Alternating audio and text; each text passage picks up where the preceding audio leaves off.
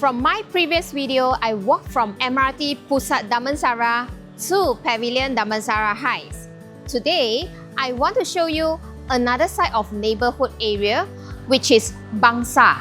By walking from the same MRT station, let's actually walk around the area together through the 3 different projects we will be covering, because different part of Bangsar actually give very different lifestyle living. One feels more private and low density, one gives much lower entry price, while another one more like a long-term 52 acres township development near KL Sentral.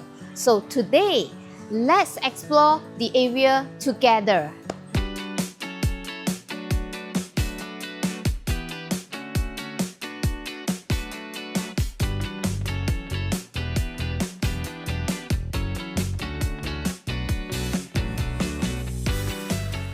Now, right behind me is one of the newer freehold luxury residences that will be complete soon in around Q1 of 2027 here in Bangsar. And from here, there will be a covered walkway connecting towards MRT and Pavilion Damansara Heights shopping malls. This part will be the upper Bangsar side, and this is 111 Menerung. And honestly, the moment I reach the site, it feels peaceful and most importantly, doesn't feel overly commercial area. This whole surrounding actually feels more quiet and more private. One thing that immediately stands out is the density. There are only about 111 units here, so compared to many newer projects today, this is actually considered very low density. Let's walk around the area a bit, because honestly, what people are buying here is not just the unit, it's actually the surrounding living lifestyle. And one thing I personally like about Bangsar is that it still feels very residential area. Still surrounding with more greenery, more matured, more landed homes around, and compared to KL city centre, the pace here feels slower, but at the same time, you are still feel very connected. And over the years, Bangsar slowly become one of the more preferred neighborhood in Kuala Lumpur, especially among professionals, business owners, families, and expats. A lot of people staying around Bangsar are prioritize premium lifestyle living first. And recently, we are also seeing more foreign buyers becoming interested in areas like this, because compared to staying directly inside KLCC, in Bangsar here, you will feel more livable, more greenery and quiet, but still convenient enough.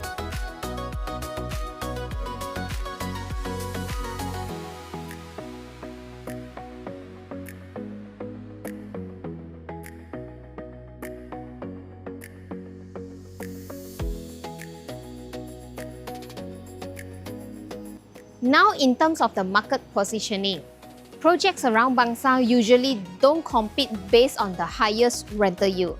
It's more about lifestyle, tenant, quality, and long-term value. If you look at the nearby completed properties like Serai Bangsar or 1 Menerung, the rental are around 450 to 6 ringgit per square feet depending on the furnishing and the overall unit condition.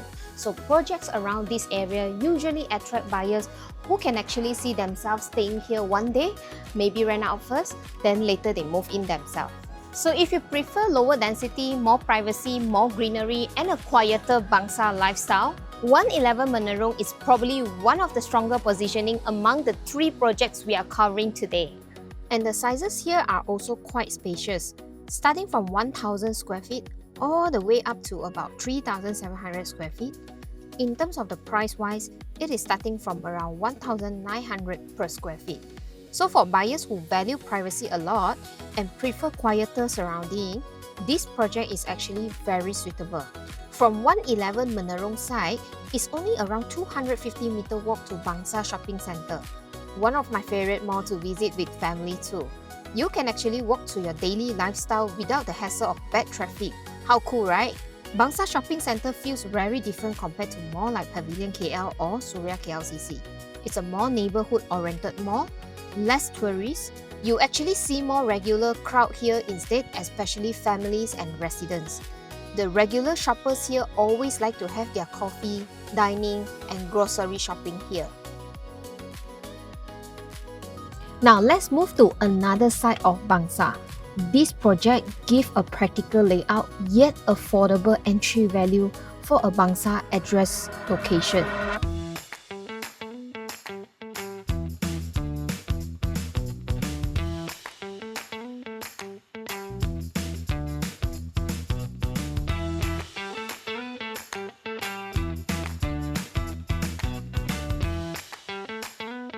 Yes, I've arrived. This is Bangsar Hill Park. This project is located along Lorong Maruf. It is a leasehold project, and the phase 1, which is Wendura, was recently completed and is already in the resale market now. While the phase 2, which is Talisa, is expected to complete around Q1 of 2028. As you can see, the building are up halfway now. Unit sizes here range roughly from around 900 to 1,500 square feet, and the pricing now is around 850 per square feet. And one thing you will probably notice is the maintenance fee. It is relatively lower, around at 40 cents per square feet. And honestly, Bangsar Hill Park is more surrounded with low-cost flats and apartments. The road structure here is also not so properly organized yet. The surrounding environment here feels a bit busier, as there are also plenty of offices tower, old landed homes, shop houses, etc. In my opinion, I think this project will probably attract a different type of buyer. Maybe younger professionals, couples that work around KL, or people who want Bangsar address but still want something slightly more practical. From Bangsar Hill Park is about 700 meters walk from the site to Bangsar LRT. But one thing is that you have to walk past the streets without covered walkway. It will be only one station away from KL Sentral, and from KL Sentral, you can connect directly to the airport via ERL. So for expats, this kind of connectivity actually matters a lot. Bangsar Hill Park overall will have around 2,087 units across 3 phases. This is considered higher density. However, it is probably a more approachable price point to enter Bangsar location, especially with the matured conveniences surrounding the area. Now, this is why Bangsar becomes interesting, because everything here are connected. Opposite from Bangsar Hill Park is the center of Bangsar. You will have neighborhood malls like Bangsar Village, and then around the Telawi shop lots area here, you will find plenty of cafes, restaurants, and many more.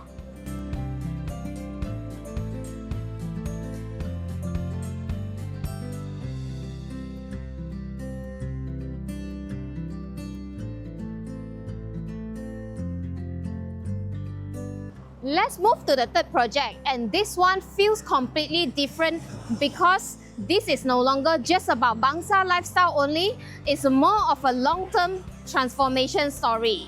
This is Parkside Residences, located along Jalan Bangsar side, closer towards KL Sentral. And honestly, I think the biggest story here is not just this residential development alone, it's actually the entire master plan. This whole area is planned as a 52 acres mixed development by SP Setia, and according to the developer, the estimated full development timeline could take around 25 years. The future plan includes residential towers, retail, offices, hotels, and even a 5-acre central park. So this project feels more like buying into a future transformation. And in terms of connectivity, this one is actually very strong. Bangsar LRT is only 400 meters away, and there will also be a built covered walkway, scheduled to complete together with the residential tower. Now, Parkside will have around 693 residential units. Sizes here range from around 485 square feet up to 1,325 square feet, with layouts from 1 bedroom all the way up to 3 bedroom types. The pricing now is starting from around 1,200 per square feet and target to complete estimated around Q1 of 2030. If you ask me, the investor and home buyers here are looking at what this area could become over the next 10 to 20 years. And for buyers who are not in a hurry to move in or prefer a progressive payment structure instead of committing everything upfront, this kind of development may actually make more sense. And I think many buyers also feel more comfortable because SP Setia already has a very strong track record and testimonial behind the brand. So after walking all the three areas, I honestly don't think this is about which project is the best. I think it really depends on what kind of lifestyle or your budget you personally prefer. To me, 111 Menerung feels more quiet to live, lower density, and more lifestyle driven. As for Bangsar Hill Park, it feels more affordable entry and more connected to daily Bangsar life. As for Parkside, it feels more like a future transformation story near to the KL Sentral. That's what makes Bangsar interesting even within the same area. You can still get a very different lifestyle from upper part, central part, or towards the end of the Bangsar. If you need advice which one best suit you, do connect with me to learn more. And if you enjoy this type of walkthrough content, let me know as well. Thanks for watching and I will see you in the next one. Bye!